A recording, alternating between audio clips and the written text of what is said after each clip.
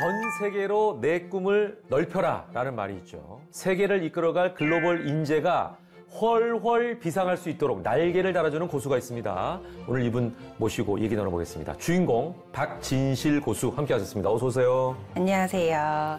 저는 학생들의 해외 대학 입시를 돕고 있는 박진실 컨설턴트라고 합니다.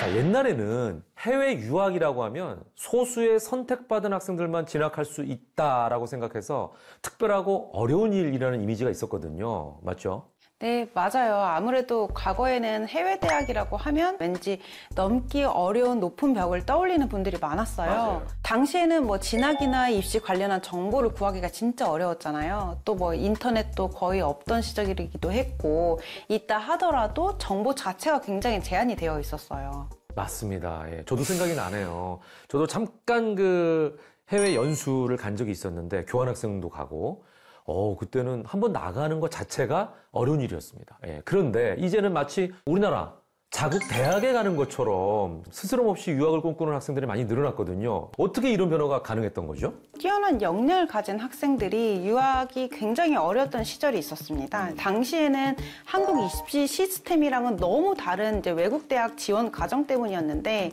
유학을 준비를 할 때 열심히 학업을 하는 와중에도 그 대학교 입시 관련한 정보를 본인 스스로 찾았어야 했어요.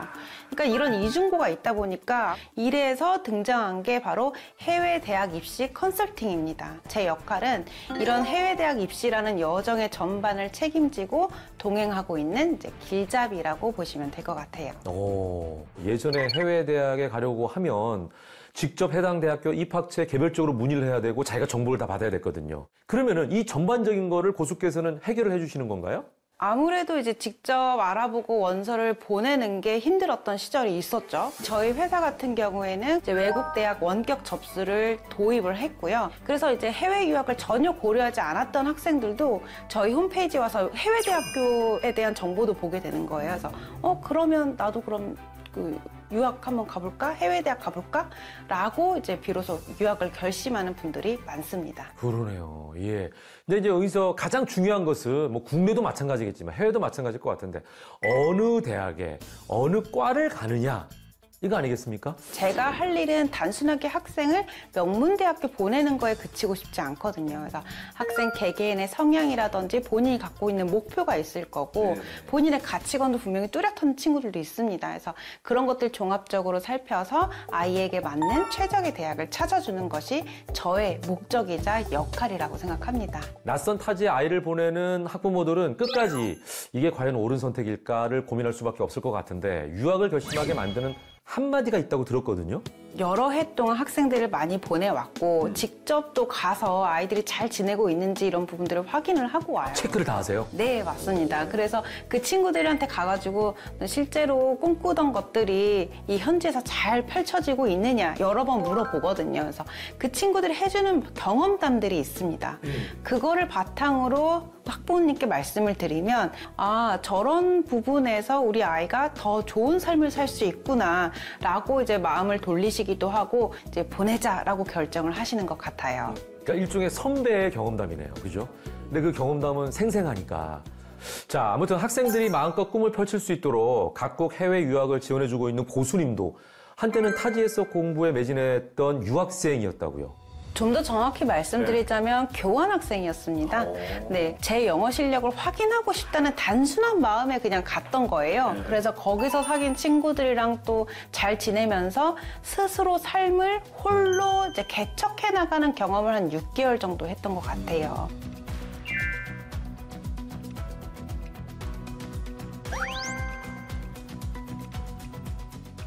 그런데 갑자기 외국 대학을 지원하려면 시스템이 너무 다를 텐데 불이익을 얻진 않을까요?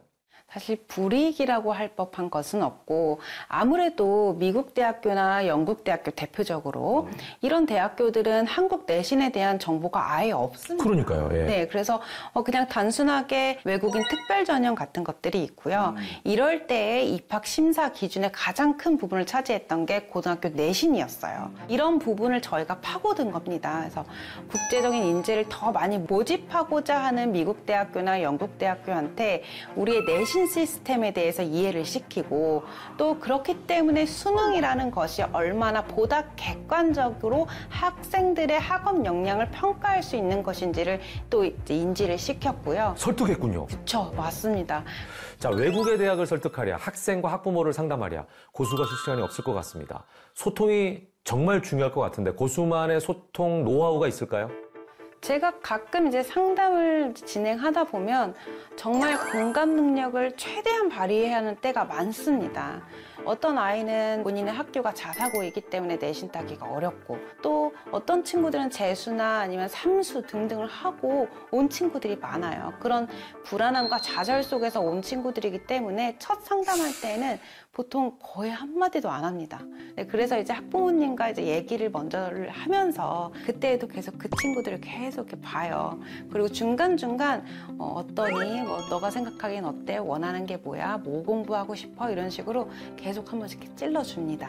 상담의 노하우를 나름대로 확보하신 것 같아요. 예. 자, 뭐 어려운 일들을 계속 하고 계신데 어떨 때 가장 큰 보람을 느끼십니까? 가장 큰 보람을 느낄 때는 제가 보냈던 학생이 종종 저에게 다시 연락을 본인이 해줄 때예요. 뭐 선생님 덕분에 저 지금 이렇게 생활하고 있어요. 너무 행복해요. 이런 식으로 본인의 소소한 생활들을 사진을 통해서 보내줄 때도 있고 또 이제 방학 때 잠깐 오면 같이 밥 먹자고 본인이 사겠다고 해요. 진짜? 그럴 때 정말 내가 보상을 크게 받는구나 라는 생각에 너무 행복해요. 이야.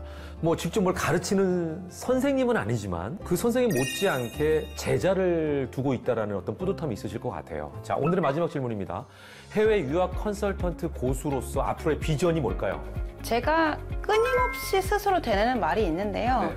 단순히 입시 관련 정보를 읊어주는 사람은 되지 말자라는 거예요. 해외 대학 입시 컨설턴트이기 앞서서 한 학생의 인생의 전환점을 만들어주는데 큰 도움을 주는 사람이 되고 싶어요. 해외로 글로벌 인재를 길러내는데 큰 역할을 하는 전문가로 발돋움하고 싶습니다.